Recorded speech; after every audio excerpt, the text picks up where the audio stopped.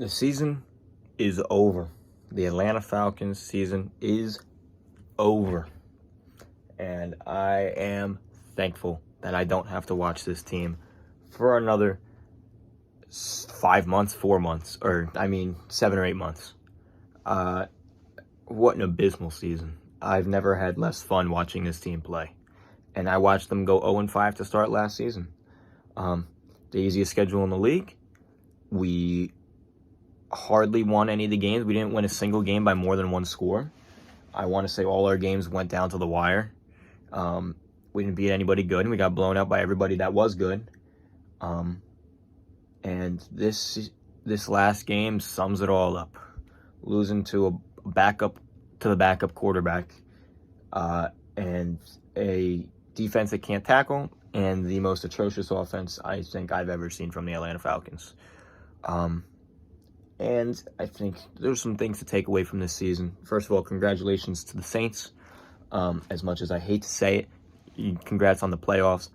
Or I think you're going to make the playoffs. I got no idea anymore. The game isn't over yet, but I could care less. Even if you do make the playoffs, you're just hurting your own draft pick. So I'm happy to lose this game because it keeps us with a high draft pick, makes your draft pick worse, and, hopefully we'll actually be able to do something good with this draft pick. Get a good edge rusher or a corner and start building up this defense again. My takeaways for this season. Arthur Smith is overrated as a head coach. I think a lot of our wins were based on clutch genes from Matt Ryan.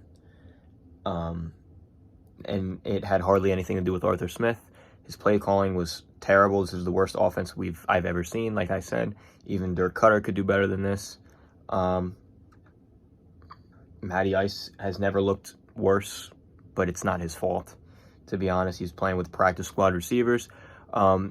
This organization, this hierarchy appears spineless, letting Julio Jones go without a fight, and it appears they're going to let Calvin Ridley go without a fight. Spineless, to be honest. It feels like the fans have no insight on anything. We've got a good defensive coordinator in Dean Pease, but the defense was still terrible. What else? Our offensive line is just, I don't believe it. I mean, I don't think there's a single team that has invested more in their offensive line than we have over the past 3 years. I mean, we drafted Jake Matthews a long time ago, okay, but then we drafted Chris Lindstrom, Caleb McGarry in the same year, signed James Carpenter, Jamon Brown, then got a center in the draft in Matt Hennessy, then we drafted Jalen Mayfield, Drew Dahlman. I mean, we've gotten a whole bunch of new offensive linemen, and it's still the worst in the league. It's embarrassing. Chris Lindstrom is great. Jake Matthews is okay. Everybody else stinks. I'd be really disappointed if the Falcons draft another offensive lineman. It's just disappointing. This team just doesn't appear to be going forwards at all. I mean, this team has the second longest streak without having a winning record. We haven't had a winning record since we were in the 2017 playoffs, I believe, against the Eagles. That was the last time we could say, we had a winning record of some kind going into that playoffs. So it's been 4 years since I've seen this team over 500, and it sucks. I mean, this is a team that is not rebuilding, but probably should at this point. It's clear that this can't be Matt Ryan's last game because of contract reasons, but I really think it would be best for this team to just blow it up.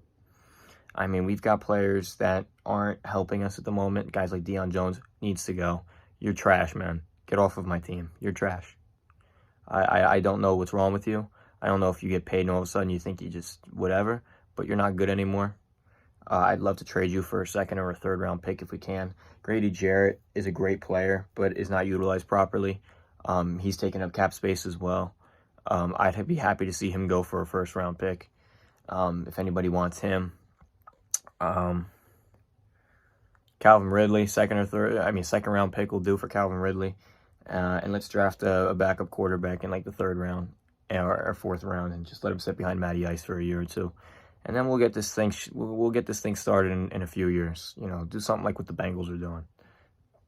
Draft some good young superstars and let the team run. This is I don't say anymore. This is shocking.